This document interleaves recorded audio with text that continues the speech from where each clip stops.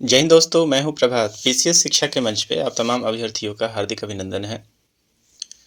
आज चर्चा के मुख्य बिंदु में है पॉलिटी का लेक्चर नंबर 16 और यहाँ हम चर्चा करने वाले हैं नागरिकता का। भारत में नागरिकता का अर्जन कैसे किया जाता है और उस नागरिकता का अंत भारत में कैसे होता है, तो इसके बारे में हम लोग चर्चा करेंगे।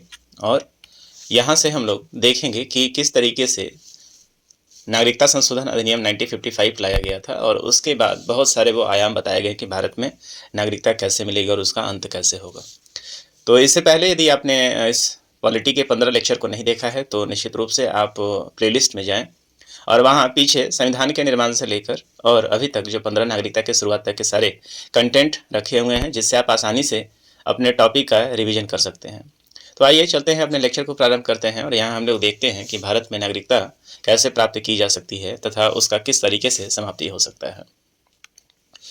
तो हम अपने इन सभी टॉपिकों को कुछ प्रमुख टॉपिकों में फर्दर सब डिवाइड कर चुके हैं और यहाँ आप देखेंगे कि इससे पहले जो हम लोगों ने देखा था वो संवैधानिक उपबंध को हमने देखा था। और संवैधानिक उपबंध के अंतर्गत हम लोगों ने चर्चा किया था कि संविधान के भाग 2 के अंतर्गत आर्टिकल नंबर 5 से 11 में नागरिकता संबंधी प्रावधान दिए हुए हैं। इसी के अंतर्गत हम लोगों ने देखा था कि जो आर्टिकल नंबर 11 है, अर्थात अनुच्छेद नंबर 11, ये संसद को यह अधिकार देती है कि नागरिकता से संबंधित वो सारे के सारे उपबंध बनाएं और उसके आधार पे भारत के लिए नागरिकता के कानूनों को सामने रखें। और इसी आधार पे अनुच्छेद 11 के आधार पे ही भारतीय संसद के द्वारा समय समय पे नागरिकता संशोधन अधिनियम लाया गया है। और ऐसे ही सीरीज में आप सबसे पहली बार देखेंगे कि संविधान जब 26 जनवरी 1950 को बनकर लागू हो गया तो उसके बाद बहुत सारी समस्याएं नागरिकताओं को लेकर थी और अंततः संविधान ने एक बिल पास किया था जिसे हम लोग भारत नागरिकता संशोधन अधिनियम 1955 के नाम से जानते हैं। यहाँ 1955 के माध्यम से ही आप देखेंगे कि भारत में नागरिकता की शर्तें को तय की गई हैं और उसमें किस तरीके से हमारे यहाँ नागरिकता को समाप्त किया जा सकता है। तो आइए इन दोनों ही शर्तों को हम देखते हैं और फिर उसके बाद और भी 1955 के अलावा और भी कई सारे वो अधिनियम लाए गए हैं 1955 से लेकर 2019 तक, मतलब CAA तक की हम लोग चर्चा अपने लेक्चर में करेंगे। तो आइए सबसे पहले देख लेते हैं थोड़ा सा कि भारत जो नागरिकता अधिनियम 1955 है उसमें क्या कहा गया है। तो नागरिकता अधिनियम 1955 संविधान लागू होने के बाद अर्जन एवं समाप्ति के बारे में उपबंध करता है और इस अधिनियम को अब तक 8 बार नहीं, अब यहाँ पे 9 बार हो जाएगा क्योंकि इसमें 2019 जो है उसे भी ऐड कर लिया जाएगा क्योंकि इसमें नहीं है। ये जो आप कंटेंट देख रहे हैं ये पॉलिटी लक्ष्मीकांत का है, तो इसमें 2019 जो है सम्मिलित नहीं था, इसमें 2019 हम लोग सम्मिलित कर लेंगे जो करंट अफेयर्स के अनुसार है। तो 9 बार संशोधन किया जा चुका है। इस संशोधन में 1955 के बाद आप देखेंगे कि 1957, 1960, 85, 86, 1992, 2003, 5 और 2015 और इसके बाद 2019 को भी आप यहाँ पे जोड़ लें। तो इन सभी संशोधनों को यदि आप जोड़ लें तो कुल मिला के भारत में संशोधन नागरिकता से संबंधित 9 बार हो चुके हैं। और इन संशोधन में पहली बार जो भारतीय नागरिकता अधिनियम 1955 है वहाँ पे आपको नागरिकता अर्जन और समाप्ति के बारे में पूर्ण रूप से दिया हुआ है। मूल रूप से नागरिकता अधिनियम 1955 ने भी राष्ट्रमंडल नागरिकता की प्रदान की है, लेकिन इस प्रावधान को नागरिकता संशोधन अधिनियम 2003 के द्वारा निरस्त कर दिया गया था। इसकी चर्चा तो खैर हम लोग बाद में करेंगे। आइए चलते हैं अपने मूल मुद्दे पे। तो जैसा कि मैंने आपसे जिक्र किया था कि संविधान के भाग 2 के अंतर्गत अनुच्छेद 5 से 11 तक नागरिकता के बारे में बताया गया है। अब यहाँ पे थोड़ा सा एक और बात समझें, नागरिकता की जो परिभाषा आप देखेंगे कि नागरिकता क्या होता है। तो नागरिकता आप एक सबसे पहले तो जो ये नागरिकता है, नागरिकता मुख्य रूप से क्या है, एक राजनीतिक शब्द है, पॉलिटिकल शब्द है। और यहाँ पे पॉलिटिकल शब्द का मतलब है कि आप जब भी किसी देश में रह रहे होते हैं तो देश के अनुसार आपको उसकी नागरिकता ग्रहण करना पड़ेगा। और ये नागरिकता जो आप देखेंगे कि विश्व में जितने भी आप यदि फिलॉसफी के आधार पर जाएंगे तो विश्व में जितने भी राजनीतिक रूप से जितने भी प्राणी हैं उस प्राणी को मुख्य रूप से आप देखेंगे तो 4 भागों में बांटा जाता है।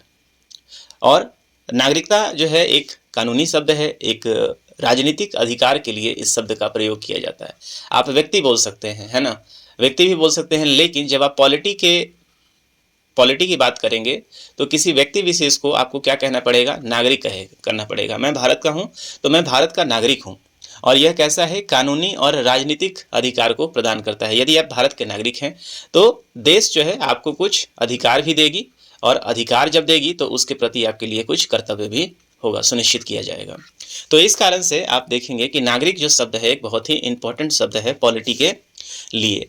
और पूरे विश्व स्तर पर देखेंगे तो जितने भी राजनीतिक प्राणी हैं उसको मुख्य रूप से 4 भागों में बांटा गया है। तो उसमें एक को हम लोग क्या कहते हैं, नागरिक कहते हैं, एक नागरिक कहलाता है।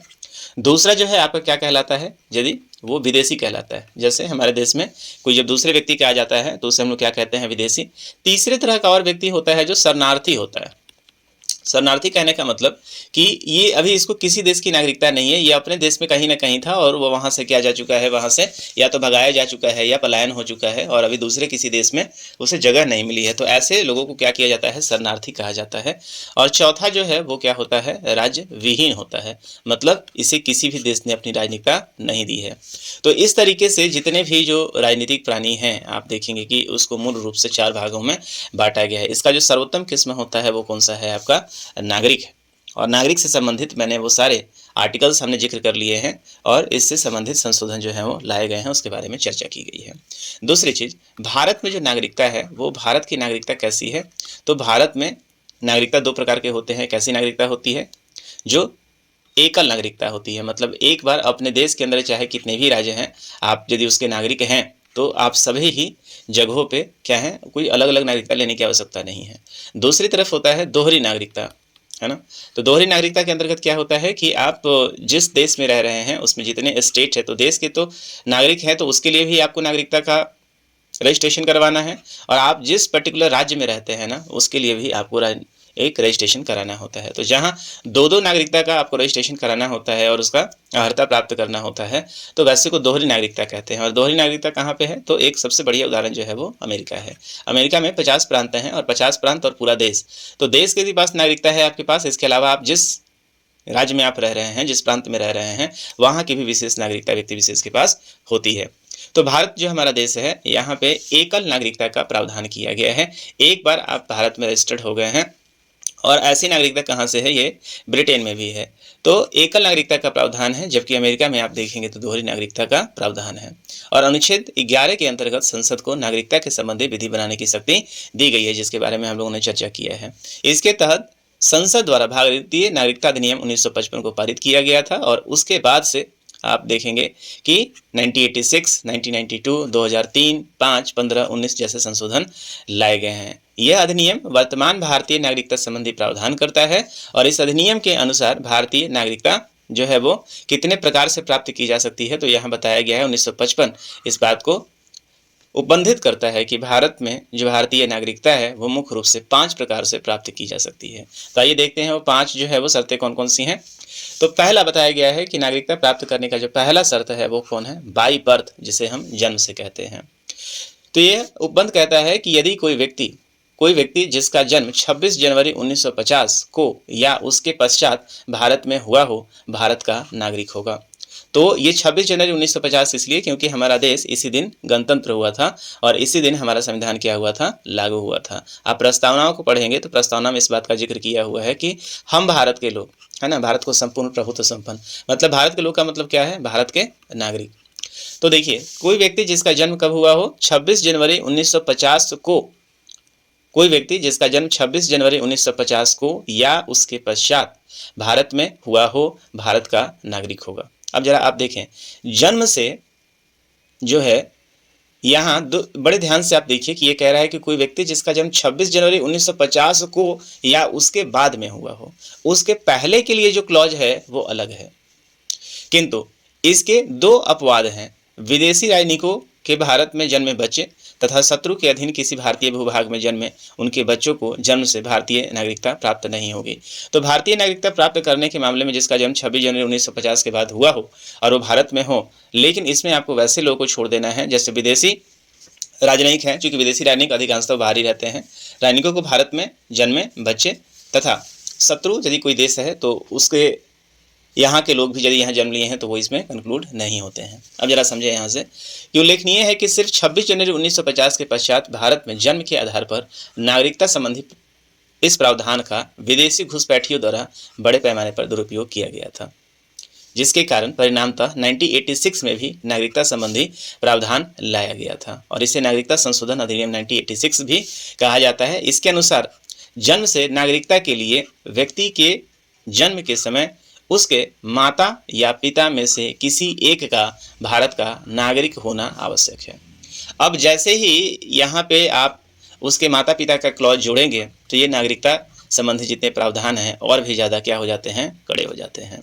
तो इसमें स्पष्ट रूप से कहा गया है कि पहले ये कहा गया था कि कोई भी व्यक्ति जिसका जन्म 26 जनवरी 1950, 26 जनवरी और 1950 के बाद भारत में हुआ हो तो वैसे लोग क्या होंगे, भारत के नागरिक होंगे को, या उसके बाद हुआ हो। लेकिन 1986 में जो अधिनियम आया उस अधिनियम के अनुसार ये बताया गया कि उसके बाद 26 जनवरी 1950 के बाद भारत में व्यक्ति का जन्म तो हुआ हो, लेकिन इस बात को भी नोट करना होगा कि उसके माता या पिता इन दोनों में से किसी एक का जन्म जो है वो अविभाजित भारत में भी हुआ हो, है ना, या उसके पहले जो है उसके माता पिता यहाँ से भारत के नागरिक होंगे। तो यदि ऐसे लोग यहाँ पे हैं तो उनको जो नागरिकता दी जाएगी वो नागरिकता कैसे होगा, बाय बर्थ से होगा।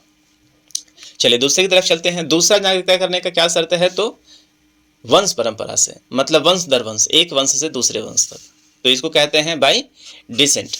तो देखते हैं यहाँ क्या है, तो भारत के बाहर किसी अन्य देश में 26 जनवरी 1950 ईस्वी को या उसके बाद जन्म लेने वाला व्यक्ति भारत का नागरिक हो सकता है। तो ये बात किसके बारे में कर रहा है, जरा देखिए, भारत के बाहर की बात हो रही है। भारत के अंदर जो लोग जन्म लिए हैं उसके लिए तो जन्म से ही नागरिकता हो जाएगा। भारत के बाहर किसी अन्य देश में 26 जनवरी 1950 में जैसे आप विदेश गए और वहाँ पे क्या होगा कि वहाँ पे बच्चे का जन्म हुआ, लेकिन आपका जो मूल है, जो आप मूलतः कहाँ हैं, वो भारत के निवासी हैं। तो जरा देखिए यहाँ क्या कह रहा है कि भारत के बाहर किसी अन्य देश में 26 जनवरी 1950 को या उसके बाद जन्म लेने वाले व्यक्ति भारत का नागरिक हो सकता है यदि उसके जन्म के समय उसके माता या पिता में से कोई भी भारत का नागरिक हो। तो यदि ऐसी स्थिति आती है जैसे बच्चे का जन्म हुआ और उसके फादर और मदर जो है पहले से ही भारत, फादर या मदर दोनों में से कोई एक जिसके पास भारत की नागरिकता हो, है ना, और ये भारत की नागरिकता कैसी, भारत की नागरिकता किस आधार पर मिली होगी, तो मोस्टली ये जन्म से ही होगा। तो ऐसे नागरिक जितने भी होंगे वो लोग क्या हो जाएंगे, ऑटोमेटिकली जो उनका बच्चा होगा वो भारत का नागरिक हो जाएगा। ज्ञातव्य है कि माता की नागरिकता के आधार पर विदेश में जन्मे व्यक्ति को नागरिकता प्रदान करने का प्रावधान संशोधन अधिनियम 1992 में दिया गया है। अब माता जो है वो क्या हो, माता के नागरिकता के आधार पर यदि विदेश, मान लेते हैं शादी हुई और माता जो है वो कहाँ है, विदेश में है, तो माता के लिए विशेष रूप से यहाँ पर प्रावधान कहाँ दिया गया है, 1992 में दिया गया है। मतलब माता के नागरिकता के आधार पर बच्चे को नागरिकता संबंधी विशेष प्रावधान 1992 में लाया गया है। चलिए आगे देखते हैं। तो 3 दिसंबर 2004 के बाद भारत से बाहर जन्मा कोई व्यक्ति वंश के आधार पर भारत का नागरिक नहीं हो सकता है।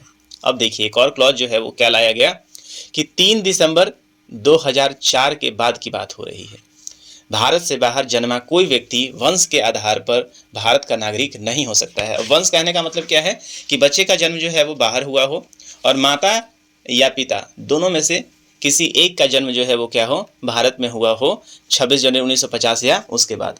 ठीक है, तो ऐसे लोग जो हैं यहाँ पे आप क्या कह सकता है, यदि उसके जन्म के 1 वर्ष, अब यहाँ पे फिर से पढ़े जरा आप, 3 दिसंबर 2004 के बाद भारत से बाहर जन्मा कोई व्यक्ति वंश के आधार पर भारत का नागरिक नहीं होगा यदि उसके जन्म के 1 वर्ष के भीतर भारतीय वाणिज्यिक दूतावास में उसके जन्म का पंजीकरण न करा दिया गया हो या केंद्र सरकार की सहमति से उक्त अवधि में पंजीकरण नहीं कराया हुआ हो।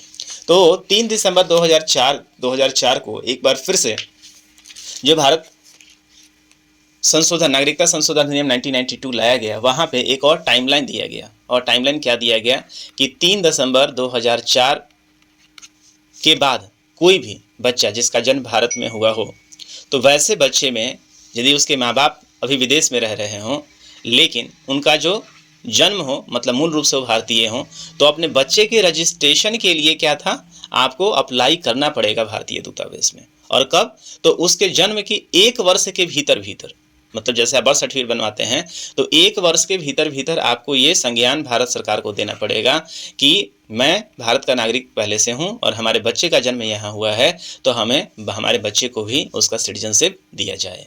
तो यहाँ पे भारतीय दूतावास उसको लेगी और फिर उस पर क्या करेगी, अपना अप्रूवल देगी। तो वैसे सारे लोग क्या हो जाएंगे, वंश वाले में हैं। अब तीसरा देखते हैं बाई रजिस्ट्रेशन। तो रजिस्ट्रेशन में कैसे कैसे लोग आ जाएंगे। देखिए जरा, निम्नलिखित व्यक्तियों में से कोई व्यक्ति पंजीकरण द्वारा भारतीय नागरिकता ग्रहण कर सकता है। कैसे? तो पंजीकरण हेतु आवेदन करने की तिथि से 6 माह और अब जो है 5 वर्ष पूर्व भारत में निवास कर रहा हो करने वाला व्यक्ति। अब आप चाहे विदेशी हो, कहीं से आए हुए हों, यदि आप भारत में पिछले 5 वर्ष रह रहे हो, मतलब जिसमें भी आपने भारत के लिए रजिस्ट्रेशन किया है नागरिकता के लिए, उसके लिए आवेदन करने की तिथि से 5 वर्ष पहले, ये 6 महीना ही था लेकिन अब 5 वर्ष कर दिया गया है। 5 वर्ष पहले से आप क्या कर रहे हो? भारत में निवास कर रहे हो। तो ऐसे व्यक्ति जिनका जन्म भारत में हुआ हो किंतु जो भारत से बाहर किसी अन्य देश में निवास कर रहा हो, तो वैसे व्यक्ति जो विदेशी हैं, भारत से बाहर निवास कर रहे हैं लेकिन उनका जन्म पहले भारत में हुआ हो, इस बात को भी सुनिश्चित किया जाएगा। और किसी काम से लंबे समय से अब भारत में नहीं रह रहे हैं, है ना, तो वैसे लोग को भी इस रजिस्ट्रेशन के लिए एलिजिबल समझा जाएगा। ऐसी विदेशी महिला जो किसी भारतीय से विवाह कर चुकी है या करने वाली है, तो कोई भी विदेशी महिला यदि भारतीय पुरुष से विवाह कर लेती है, हालांकि अब तो क्लॉज में सेम जो है वो उसमें आ रहा है, जैसे समान लिंग में भी शादी हो रहा है तो उसके लिए अलग क्लॉज आ जाएगा। तो ऐसी विदेशी महिलाएं जो भारतीय से विवाह कर चुकी हैं या करने वाली हैं, मतलब भारतीय पुरुष से यदि कोई विदेशी महिला भी शादी करती है तो वो भी रजिस्ट्रेशन के लिए एलिजिबल हो जाएगी। अगला, भारतीय नागरिकों के अवयस्क बच्चे हैं, मतलब भारतीय नागरिक हैं और क्या है वो उनके माइनर बच्चे हैं, तो वो भी रजिस्ट्रेशन के लिए एलिजिबल हैं। और राष्ट्रमंडल देशों के ऐसे नागरिक जो भारत में रहते हैं या भारत सरकार की नौकरी करते हैं। तो राष्ट्रमंडल मतलब कॉमनवेल्थ का नाम, जो बेसिकली ब्रिटिश लिड है, जितने भी औपनिवेशिक सरकार के अंदर रहे हैं वो सारे लोग जो है वो राष्ट्रमंडल देश के अंदर आते हैं। तो वैसे नागरिक जो भारत में रह रहे हैं या भारत सरकार की नौकरी कर रहे हैं, तो इन जो आप देख रहे हैं 5 क्राइटेरिया के आधार पर आप क्या कर सकते हैं, भारत में अपनी नागरिकता के लिए रजिस्ट्रेशन कर सकते हैं। तो ऐसे तरह से जो आपको नागरिकता मिलेगी इसको हम बाई रजिस्ट्रेशन कहते हैं। चौथा जो यहाँ पे क्लॉज दिया गया है बाई नेचुरलाइजेशन, मतलब प्राकृतिक रूप से। तो ये कैसे है, प्राकृतिक रूप से कैसे है? तो कोई विदेशी व्यक्ति जो वयस्क है तथा अपने देश की नागरिकता का परित्याग करके भारत सरकार को इसकी सूचना दिया हो, मतलब विदेशी व्यक्ति ने ये कह दिया है कि मैं जहाँ भी रह रहा था उस देश का मैंने क्या किया है, नागरिकता का परित्याग कर दिया है। ठीक है, तो भारतीय नागरिकता के आवेदन पूर्व कम से कम 1 वर्ष से लगातार भारत में रह रहा हो, मतलब पहले तो उसने अपने क्या कर दिया कि वो अपनी नागरिकता का त्याग कर दिया है। दूसरा चीज वो क्या है कि कम से कम 1 वर्ष पहले से भारत में रह रहा हो और कुल मिलाकर कम से कम 7 वर्ष तक भारत में रह चुका हो, मतलब कि जिस समय उसने रजिस्ट्रेशन किया है उस रजिस्ट्रेशन से 1 साल पहले वो भारत में रह रहा हो और आगे कुल मिला के जो है वो अगले 6 साल और रहे, है ना। तो कुल मिला के कितने हो जाएंगे, 7 वर्ष रह जाएंगे। और प्लस वैसे व्यक्ति को भारतीय भाषा का, मतलब किसी एक भाषा का, तो भारत के अनुच्छेद 22 के अंतर्गत आप देखेंगे 8 के अंतर्गत क्या है, 22 भाषाओं का जिक्र किया गया है। तो वैसे में किसी एक भारतीय भाषा का जो है वो क्या हो, उसके पास अच्छा ज्ञान होना चाहिए, तो वह भारत सरकार से देशीकरण का प्रमाण पत्र प्राप्त करके नागरिक बन सकता है। तो भाई नेचुरलाइजेशन कैसे कर सकता है, तो कोई व्यक्ति विदेशी है, उसने अपनी नागरिकता के त्याग कर दिया है, यहाँ पे अप्लाई किया है, अप्लाई करने से पहले 1 वर्ष तक यहाँ तक रह रहा हो और कुल मिला के जो उसके रहने की अवधि है वो 7 वर्ष तक हो चुका है, तो वैसे लोगों को भी भारत सरकार क्या करती है, और उसको एक भाषा का अच्छा ज्ञान हो, तो वैसे लोग को भी भारत सरकार क्या करती है, नागरिकता प्रदान करती है। 5वां जो है वो क्या है कि भूमि के अर्जन के आधार पर बाई एक्वाजिशन ऑफ लैंड, यदि भारत सरकार द्वारा किसी नए भूभाग को अर्जित कर दिया जाता है या भारत में उसका विलय कर दिया जाता है, तो उस क्षेत्र में निवास करने वाले व्यक्तियों को स्वतः भारत की नागरिकता प्राप्त हो जाएगी। अब यहाँ पे देखिए, भारत सरकार द्वारा किसी नए भूभाग को अर्जित करने पर, ये अर्जित जो है वो कई तरीके से हो सकते हैं। भारत सरकार यदि किसी भूमि का अर्जन करती है तो कई तरीके पर अर्जित हो सकता है, या तो भारत युद्ध के माध्यम से किसी क्षेत्र को जीत ले, या कोई क्षेत्र, कोई बाहरी क्षेत्र, भारत भूखंड से बाहर का कोई जो क्षेत्र है, हमारा कोई पड़ोसी देश है या कहीं अन्य भी, उसका विलय क्या हो जाए, भारत में हो जाए। मान लेते हैं एक ऐसा केस आता है जहाँ पे नेपाल कहता है कि नहीं, मैं जिस तरीके से सिक्किम का भारत में विलय हुआ, तो कल होकर नेपाल कहता है कि नहीं, आपसे मैं यहाँ विलय कराना चाह रहा हूँ, है ना। कुछ पाकिस्तान का क्षेत्र विलय हो जाए, कुछ म्यांमार का क्षेत्र विलय हो जाए, कुछ आप देखेंगे कि बांग्लादेश का क्षेत्र विलय हो जाए। तो ऐसे क्षेत्र जो भारत सरकार उन्हें अपने अंदर विलय कराएगी तो वो विलय होने वाले सभी भूखंड के जितने भी नागरिक हैं ऑटोमेटिक रूप से वो भारत के नागरिक हो जाएंगे। और ये किस क्लॉज से होंगे? तो बाई एक्विजिशन ऑफ लैंड।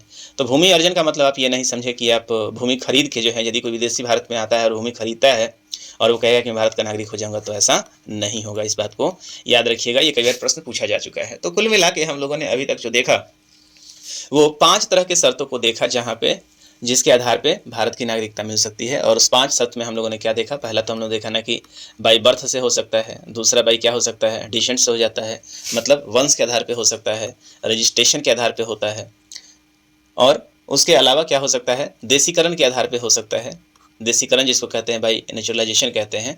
और आपका क्या हो जाता है? अगला जो लास्ट स्टेप है वो क्या है? बाई एक्विजिशन ऑफ लैंड हो सकता है। बाई एक्विजिशन ऑफ लैंड का मतलब है भूमि अर्जन के आधार पे, मतलब भारत सरकार जो है कोई भूमि का अपने अंदर विलय करा ले। तो ये जो है भारत में नागरिकता प्राप्त करने की शर्तें हैं, जो मुख्यतः नागरिकता संशोधन अधिनियम 1955 से लिया गया है। इसके अलावा भी कई सारे इसमें प्रोविजंस को ऐड किया हुआ है। अब चलते हैं, देखते हैं कि भारत में नागरिकता का अंत कैसे हो सकता है। जो नागरिकता लिया गया है तो अंत के भी यहाँ पे शर्तें दी गई हैं। तो किसी भारतीय नागरिक की नागरिकता का अंत 3 प्रकार से हो सकता है। कौन कौन सा है? किसी अन्य देश की नागरिकता ग्रहण कर लेने पे, यदि आप ऑटोमेटिकली अपने से किसी अन्य देश की नागरिकता ग्रहण कर लेते हैं तो एट ए टाइम भारत के जितने भी नागरिक होंगे वो एट ए टाइम किसी एक देश का ही नागरिक हो सकते हैं। तो आप जिस भी देश का है नागरिकता आपने ग्रहण किया है तो ऑटोमेटिकली भारत की नागरिकता आपकी समाप्त हो जाएगी। दूसरा, नागरिकता का परित्याग कर दें। आप अपने स्वेच्छा से क्या करें कि भारतीय नागरिकता का परित्याग कर दें, एप्लीकेशन दे दें कि अब मैं यहाँ का नागरिक नहीं रहना चाहता हूँ, तो इसके आधार पर भी नागरिकता समाप्त हो जाएगी। और तीसरा, सरकार जो है नागरिकता से आपको वंचित कर दे। तो ये जो है वो किस केस में होता है? जब सरकार आपको किसी चीज़ के लिए दोषी पाती है मुख्य रूप से, तो सरकार आपके ऊपर जो क्लॉज है अलग अलग मामलों में, तो उसके आधार पर भारत से वो निर्वासित कर सकती है और नागरिकता आपसे छीन सकती है। आइए देखते हैं, समझते हैं कैसा है। तो भारत सरकार निम्न में से किसी भी आधार पर किसी व्यक्ति को भारतीय नागरिकता से वंचित कर सकती है। तो भारत, देखिए 3 तरह के क्राइटेरिया का हमने जिक्र किया। पहला तो आप खुद से किसी देश की नागरिकता ले लेते हैं तो यहाँ का नागरिकता समाप्त हो जाएगा। दूसरा चीज़ है नागरिकता का आप परित्याग कर देते हैं अपने आप से ही, तो वो भी समाप्त हो जाएगा। और तीसरा जो क्लॉज है वो सरकार आपसे नागरिकता ले ले। तो सरकार जो है किस आधार पे आपसे नागरिकता ले सकती है? पहला तो संविधान के प्रति अनिष्ठा दिखाने पे।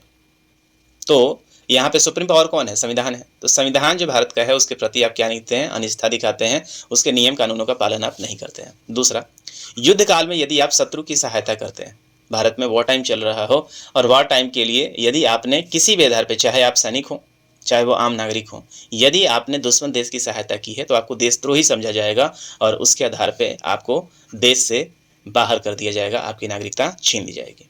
गलत तरीके से नागरिकता प्राप्त करने पे आपने रजिस्ट्रेशन किया और आपने दस्तावेज जो दिया है वो फर्जी दिया है, आपको तत्काल समय पे नागरिकता जरूर मिल गई हो, लेकिन जब इसकी जाँच होती है तो पाया जाता है कि आप क्या हैं, लीगल डॉक्यूमेंट नहीं लगाए हैं और फर्जी गलत तरीके से आपने नागरिकता प्राप्त की है, तो इसके आधार पर भी आपकी नागरिकता समाप्त की जा सकती है।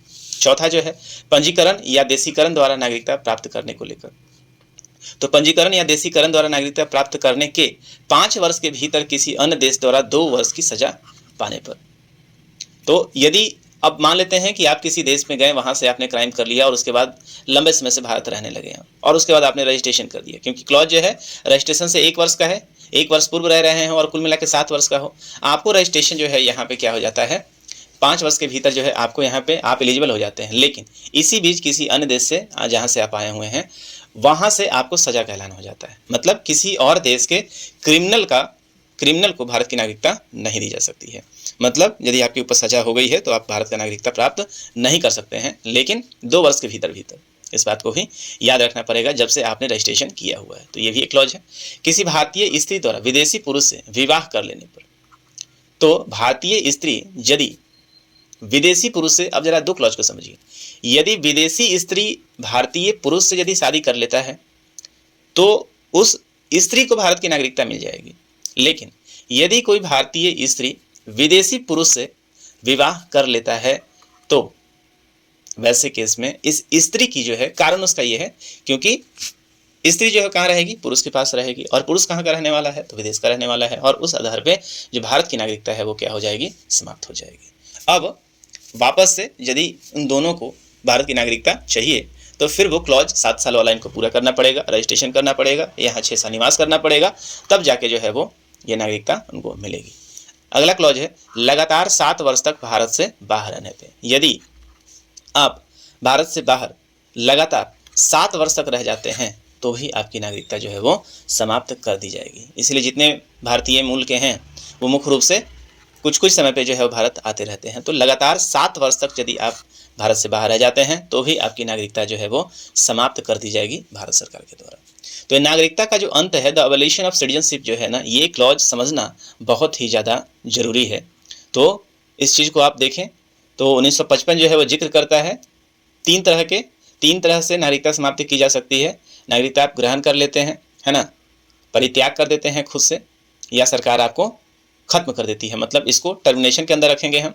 आप यदि परित्याग कर देते हैं तो इसको रेन्यूसिएशन के अंदर रखेंगे, और उसके अलावा जो है वंचित किया जाता है जिसको नागरिकता, तो ये जो है डेप्रिएशन के नाम पे भी जाना जाता है। तो 3 क्लॉज हैं, इसको जरूर याद रखेंगे। चाहे पीटी का एग्जाम दे रहे हो, चाहे आप मेंस का एग्जाम दे रहे हो, किसी भी सूरत में आपके लिए ये पूरा वीडियो जो है अत्यंत ही महत्वपूर्ण है। तो यहाँ हम लोगों ने अपने इस वीडियो में नागरिकता अर्जन करने के और समाप्ति करने के बारे में देखा। भारत नागरिकता संशोधन अधिनियम 1955 के बारे में देखा। अभी इसमें 1-2 और इम्पॉर्टेंट जो है वो सेक्शंस बचे हुए हैं, जिसमें विशेष रूप से जो करंट अफेयर्स का हिस्सा रहा था 2019 का CAA, और उसके बाद जो है वो भारत में जो विदेशी हैं वो कितने तरह के विदेशी जो हैं वो भारत में हैं, NRI के बारे में हम यहाँ से समझेंगे, OCI के बारे में समझेंगे। इस चीज़ों को हम लोग अपने अगले वीडियो में समाप्त देखेंगे, और उसके साथ ये भाग 2 जो है ये समाप्त हो जाएगा। और उसके बाद हम लोग कहाँ चलेंगे, जो सबसे बड़ा आर्टिकल है यहाँ पे फंडामेंटल राइट्स की तरफ चलेंगे। चलिए, तो आज के इस सेशन में हम लोग इतना ही रखते हैं। मिलेंगे हम आपसे अगले सेशन में। यदि आपको लगता है कि ये पूरा का पूरा वीडियो जो है आपके लिए इन्फॉर्मेटिव है और आप अपने टॉपिक को रिवाइज करने में या समझने में आपको सहायता ये कर रहा है, तो चैनल को निश्चित रूप से सब्सक्राइब कर लें इसके ऊपर आप, और अपने दोस्तों में भी आप शेयर करते रहें। तो चलिए, अपने इस लेक्चर को यहीं तक रहने देते हैं। मिलेंगे आपसे अगले लेक्चर में, तब तक के लिए जय हिंद।